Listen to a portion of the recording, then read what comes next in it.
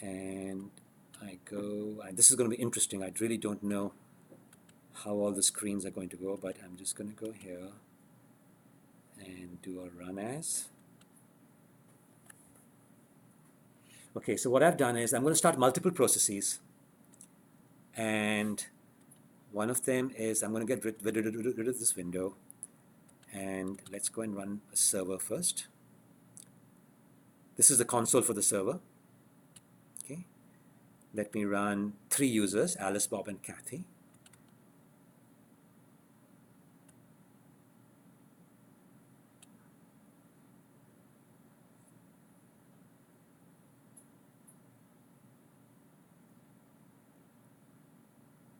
Okay.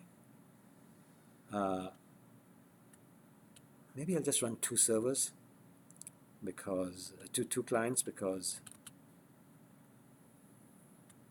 of the screen space issues.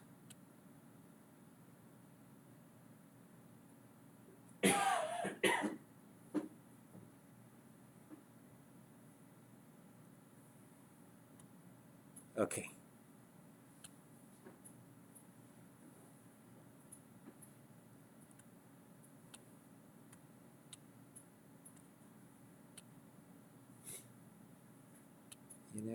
Here we go. Thank God. This was very important. So we have 2. I had planned 3, but let's just do it with 2 right now. So what should happen now? I say move 50 minus 50. They both moved, right? I say move minus 50, 50, going back, forth, and so forth. So does that sound impressive, that you can have 2 processes? Okay. Okay, so let's go and try to understand what's going on here. So if you notice, I started 3 processes. What was the first process? I called it a server. Why do we need a server, you think?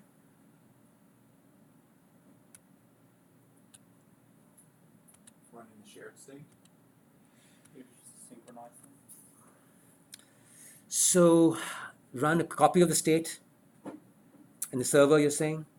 And everybody gets their state off server, so the server gets a real state, and whenever something changes, it goes and tells everybody else about it. Do I really need the server to keep the state? I can just have every guy send a message to everybody else.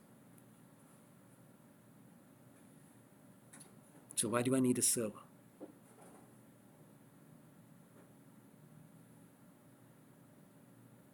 So they know how to connect to each other. How do you connect to each other? How does Alice know about Bob? You need some kind of name service, So we need that for sure.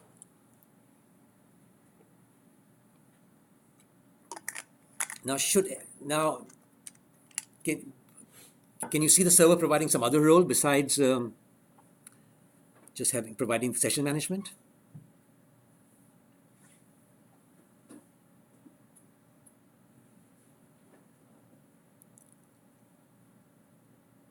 So on the one extreme, you said the server has the whole state.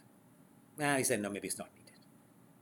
On the other extreme, now you're saying the server just lets us connect with each other and gets out of the picture. Can you see something in between? The server does something beyond connecting, but doesn't contain the whole state. You can pass the messages, so you can send a message to it. So it relays. Okay, it relays. All the messages go to each other through the server. Now, why might we do that? I mean, if I'm in China, you're in China, I'm in India, and we are relaying through the US, we've got a little latency issue. Why might we do that, though? Support adding new clients. If you add a new client, why couldn't you do it directly? I suppose you could directly, or you could have the client go to the server and say, "Give me the log of the pass." Okay, that's good. Latecomer service. That's the state thing. You're the one who wanted state. That's the real reason for having state. Latecomer. Okay, We won't deal with latecomers in this course. Okay, that's a big can of worms. Okay, but that's a good reason. Other reasons? If you don't want one client to know where another client is. Or bother to know. Why should the client have code that realizes, okay, somebody else? Firstly, they need to know whenever a new person comes in. Fine, we won't have latecomers, but they won't all connect at the same time. They will connect one after the other. All I'm saying is that after the first message is sent, no new process gets in. But they will join incrementally. And each one will have to know when somebody else has joined if you're going to do direct communication. It is possible. The Gypsy system I'll show you in the end that does it for you. It's just got group communication. And you just say, send a message to Alice. And it says, oh, Alice maps to this particular port and host and so forth. And it underneath it builds a connection to it. Okay? Any other reason for having a relayer? Having to do with consistency, maybe? Atomic broadcast? If we want messages to be all processed in the same order by everybody, maybe we should serialize concurrent messages through a server, right? So those are all the reasons, and some of the reasons. So in here, you see that there's a relayer controller, and it says what my relayer clients are. My clients are all at the each client is described by a communication point. And these communication points are these, NIO channels. Okay, you don't quite see this, but this is what my clients are. And what and how can I really tell? How can I visually demonstrate to you that messages are going through a relayer rather than not going through a relayer?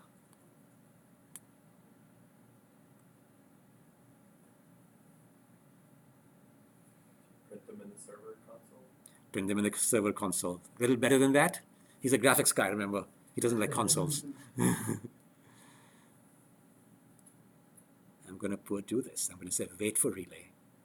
Okay, I built a very complex, very complex, but a complex system with, oh, by the way, I never told you guys the prerequisites for this course. You should know threads. You should know synchronization. You should know what wait means. You should know what notify means. And that's what I did here. Okay, so I'm going to go and say move 50 minus 50.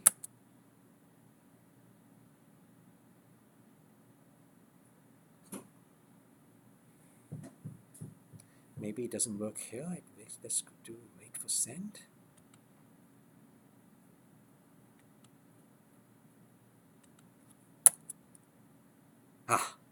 Okay, sorry, wait for relay is the wrong one here. Notice he moved. He didn't move. And you see here that there's a little queue. And the queues are threads. So what do you think happened here? I said move 50 minus 50. This guy moved.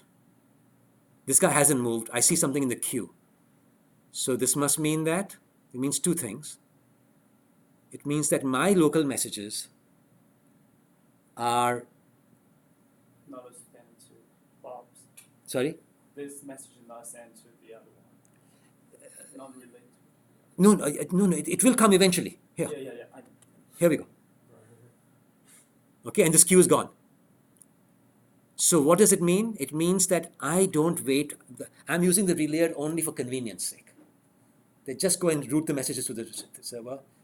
I'm processing the message immediately. I'm not waiting for the message to come back from the relayer. Okay? And my relayer, when I say wait for send, if I had another process, each time I would say proceed, it will go and send it to that process. Okay? So it goes and it's just got a little in the loop when it goes and echoes, it just waits for a semaphore or waits for a condition. And every time I go and say proceed, I just signal the semaphore. That's all I'm doing here, by the way.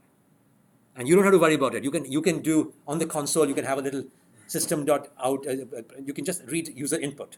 And every time the person says X, just go proceed. You don't have to worry about this fancy system. Okay? So is that a good idea that I did not wait for the message to get bounced back? I mean, what's the obvious disadvantage of doing that?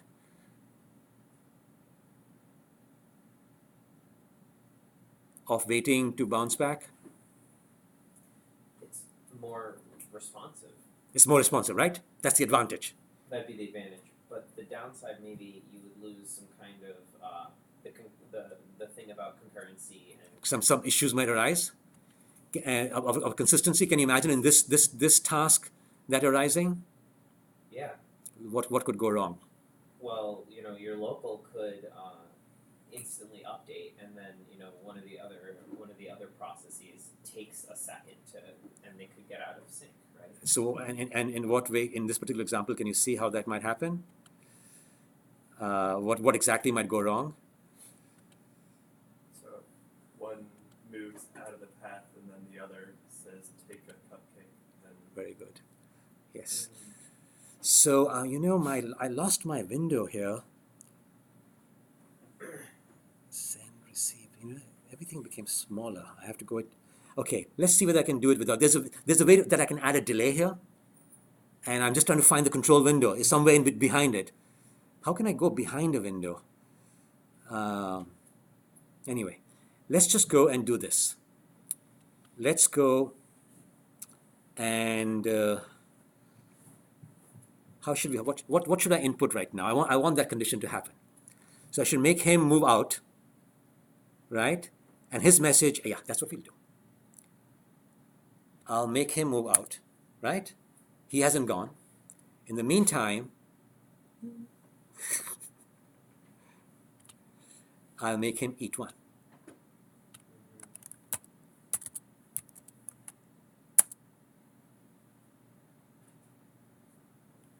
what did this? Oh, sorry, take one. Right? Now at some point, this guy is going to move, having taken one. And this guy is going to take one, having moved. So let's go and see what happens.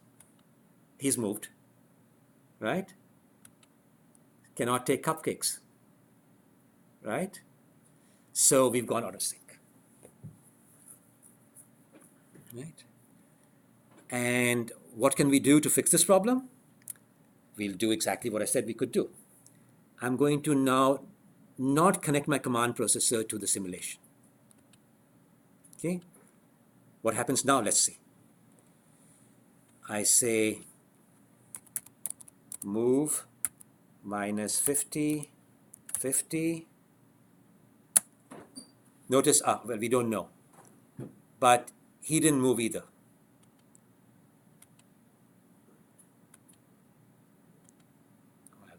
Things have just gotten out of whack, I think. Let's try again. Let's do it on his window. Move.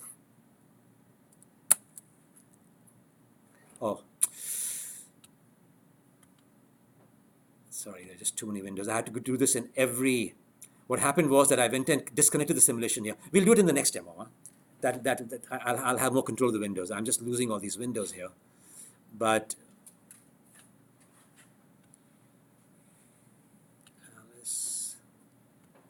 Oh, here we go. Let's go and connect it to simulation, and now if I go and echo back, did I say echo back here? Okay. I had to do two things. I had to go and say, please don't send my commands immediately to the simulation. I had to also tell my server, please echo back to the guy who sent it to you. Before, it wasn't echoing back to the guy who sent it to you. Because let's now see whether that makes sense. And these guys are out of sync, but we should really see something here. So I go and say move minus 50, 50. Nothing happened, right? Now I go and say proceed. This guy moved, and this guy moved. Okay, so now we know we're getting bounce back. And now we would remain consistent. Okay, so you guys get the idea? That to do this, to do the consistent thing, we had to go and change the local settings so that we don't do commands immediately, and we tell the server also to bounce back the message to us rather than not send it back to the person. Okay, so let's end.